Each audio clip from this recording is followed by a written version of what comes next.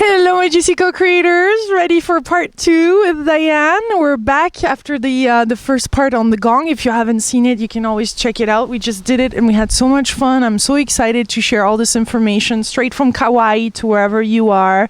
And also feel the energy because it's way beyond the words here, what's happening.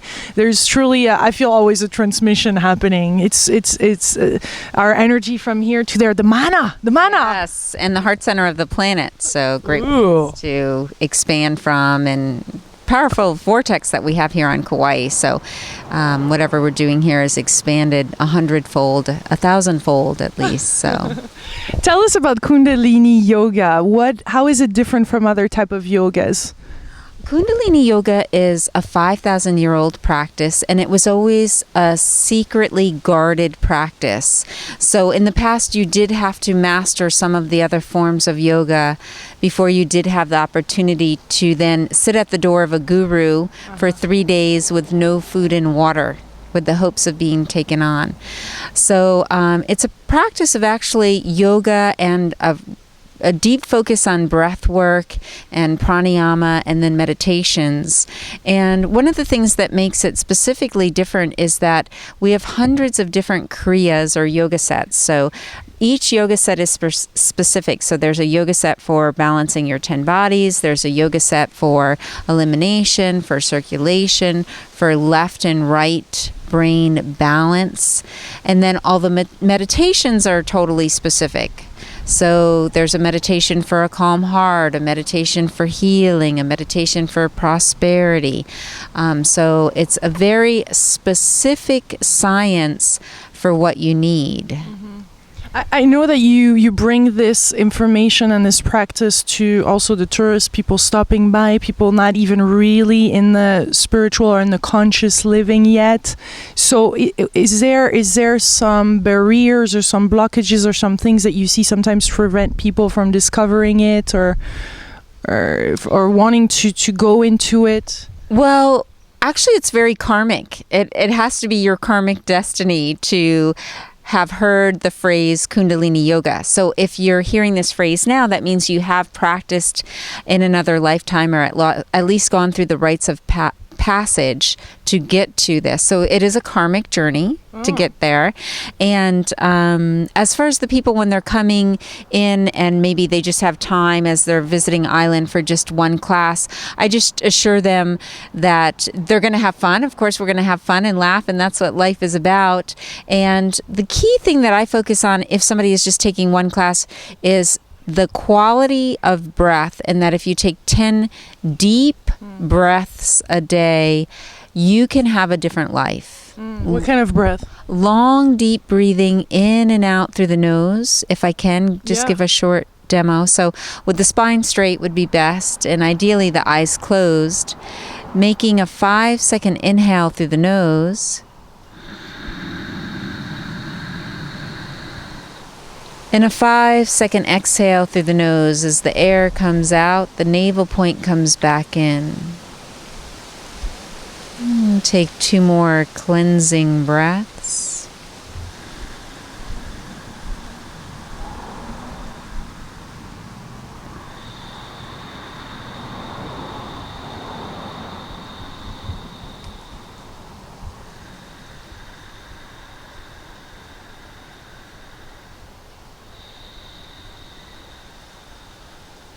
So we can actually alter our emotions with our breath. And the thing with the breath is it's always with you and it's free. So you can practice 10 deep breaths a day while you're in the car, while you're in line at the grocery store. But literally life-changing for vitality. Everything from lowers your blood pressure, improves your circulatory system, your nervous system, gives you clarity of thought, improves your sleep. So even if you never make it to a yoga class and you're just seeing this interview, start taking 10 deep breaths a day and it'll be a great opportunity. And even after those 3 breaths, I know for myself, I can feel an immediate change.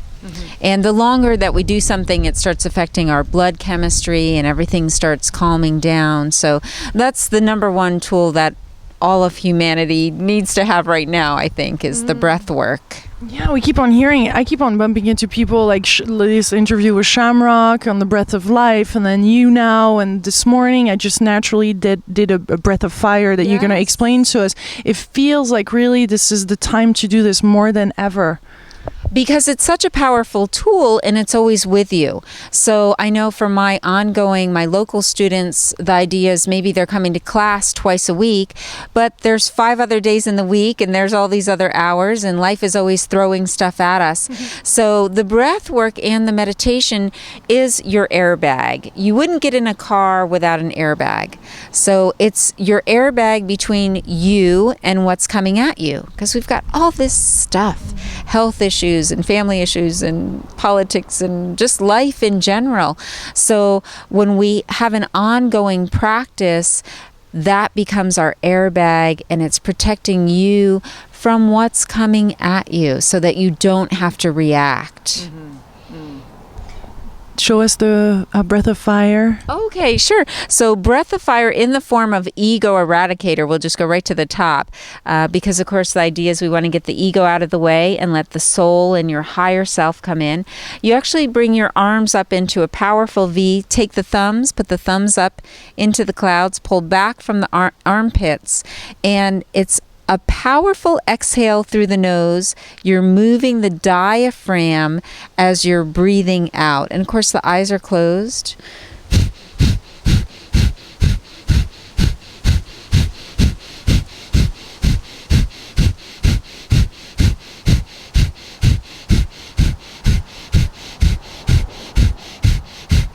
So if you do breath of fire in that pose of ego eradicator, even if you do it for 3 minutes before any meeting or just starting it out 3 minutes every day, it's so amazing that intuitively you had picked up the breath of fire and you were starting to do it. And it's just great so that especially as healers or as we're helping unity consciousness come about, we can really get rid of our own personality in 3 minutes and just be that divine channel for whatever information is that needs to come through and meet each individual where they're at and uplift them. And it feels grounding too at the same time, not just allowing whatever's best to come through, but also it feels like it's very much grounding, and it feels like we're anchored in reality too at the same time and can move forward powerfully. Yes, and it's a cleansing breath and an energizing breath. So pranayama, we could spend the next month on pranayama. So the pause so what you just did before is considered as a pause and is one of many pauses. It's not like the regular yoga that we know of, like down dog and all of that is not. This is not, the Kundalini yoga is not about that. Exactly. So I guess the main idea, and you'll see this when you go try a class, but Kundalini Yoga, the class is going to be different every time because it's a series of postures, but it's not the same 26 postures. So it's a series of postures for a specific change or result. But the break between the postures of coming back to the breath, coming back to your inner oasis, is helping you develop a structure of really your pranic body. It's helping you develop your pranic body and your expanded self so that the idea is not only in yoga class are you coming back to this breath, but in life as things arise, rather than reacting, we're coming back to our breath. So it's a practice, and that's why we practice during class. Okay, now the pose is finished, coming back to the breath. And in just taking 3 cleansing breaths, you can drop into that kind of sense of timelessness, and also for me, feeling connected to my infinity and my divinity. So a basic Kundalini class would have maybe 50 minutes of posture, 10 minutes of deep healing, learning how to self-heal, of course lots of pranayama, and then meditation. I just love how you pause also and take it all in, because sometimes it's like we always go, and even in classes it's like go, whereas here it's like we paused and we took it in, and we're in the present moment and kind of sunk in this beautiful space that we're in after this breathing. Yes. And what's happening is it's allowing your nervous system to adjust to the changes that you just made. So it's allowing that. It's very powerful energy. I mean, I have one student, she says, Diane, I can only come once a week. It's too powerful for me. It's too intense.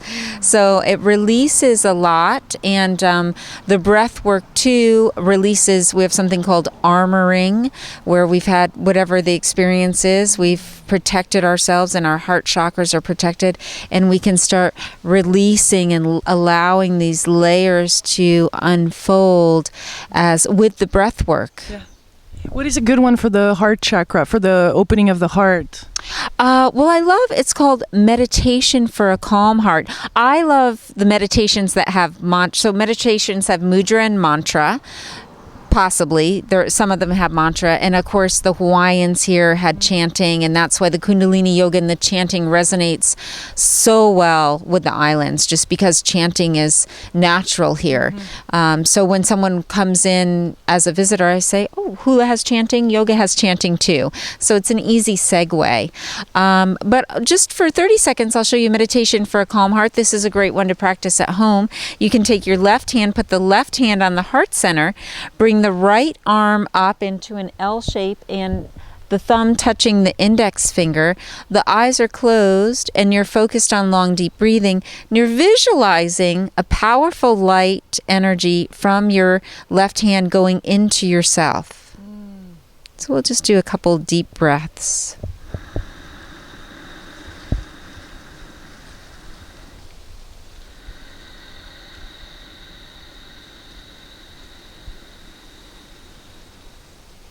Visualize every cell in your being filling up with this light energy.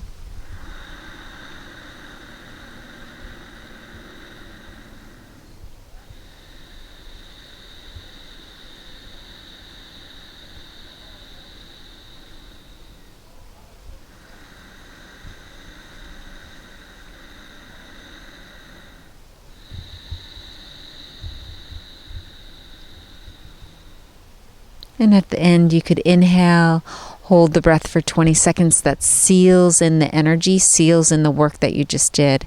And we do meditations for a specific time. So either 3 minutes, 11 minutes, 31 minutes, 62 minutes.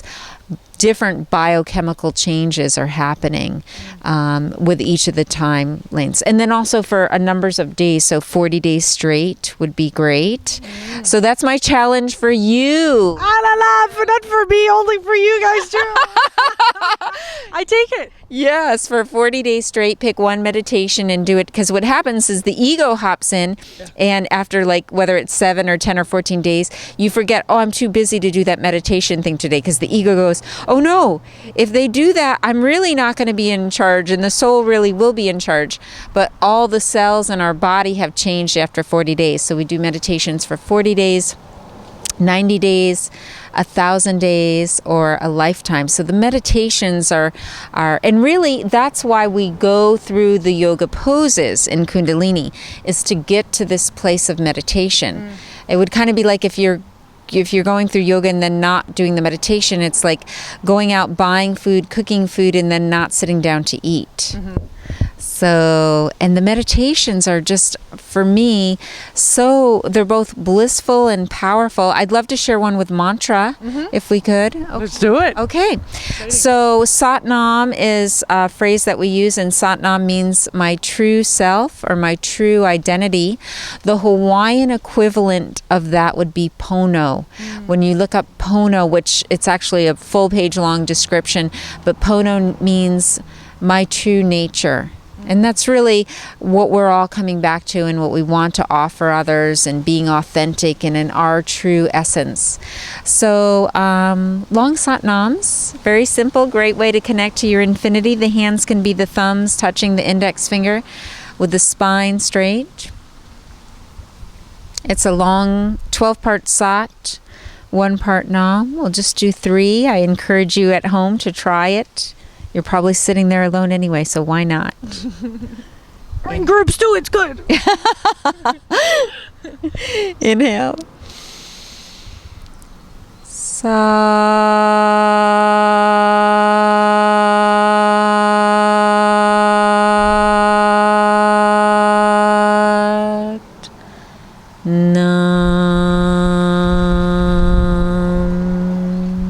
Inhale. Sat.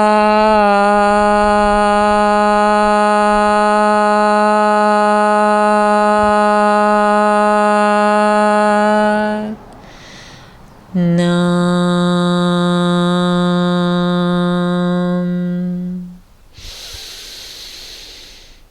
Sat.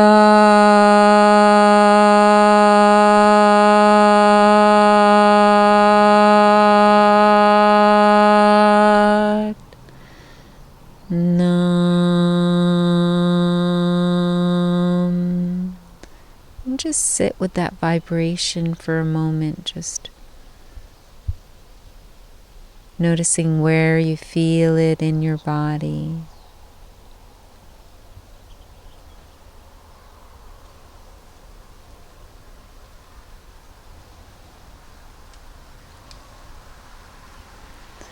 Lovely. So I always tease my students at the end. I always say, I don't know about you, but I'm just here for the high. The natural high. I love it. Exactly. Yeah. Why look anywhere else?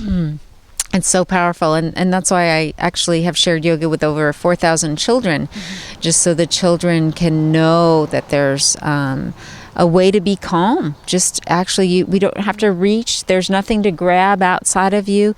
There's not a drink or a food or shopping or anything that you need to consume outside of you. It's all within you. And when you get in touch with your breath and you can be connected to your infinity, and of course the best is to find a teacher in your area or come visit me here on Kauai.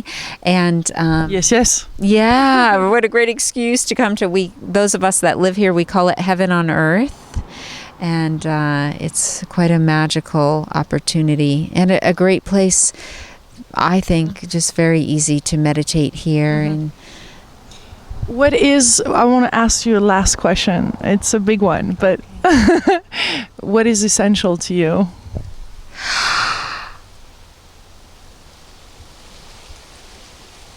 I think the breath. If it was one thing, it would be the breath, because, a couple things come to mind, like being in the present moment or just honoring your body and honor. But for me, the breath is the tool that allows me to be in the present moment, or that allows me to honor my body.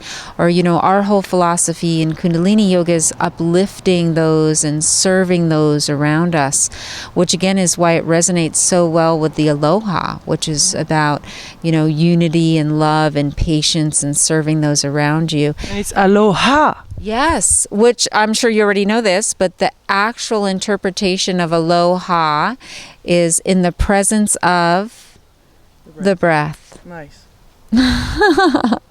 So, and even, the ancient Hawaiians and the yogis, they didn't cut their hair, they didn't cut their nails. It was much of the same philosophy. So it really, really resonates here. But I think when we can get in touch with our breath, but the key thing is, it's easy to talk about that, but it's the practice of coming back to use it and to allow, I really feel like, especially those of us that are on a mission, when we have a lot of people we want to reach, it allows you to just keep pushing through. I know you have a busy schedule. I've worked for 60 days straight, and people go, well, how do you do that? How, it's the breath. Taking it one moment at a time and slowing down to be present. It's time to reincorporate it in our life consciously. Yes. Consciously, part of our lifestyle, every day, consciously breathing, like anything else, but really the breath. Yeah, I could definitely see that that's an essential component. Thank you for this moment. Thank you for reminding us the essence, the juice of it. It brings juice. Yes. And I'd like to just share, wherever, as you're at home, I think it's really key to find the right teacher. So if you go, no matter what type of yoga class you go to, just go try.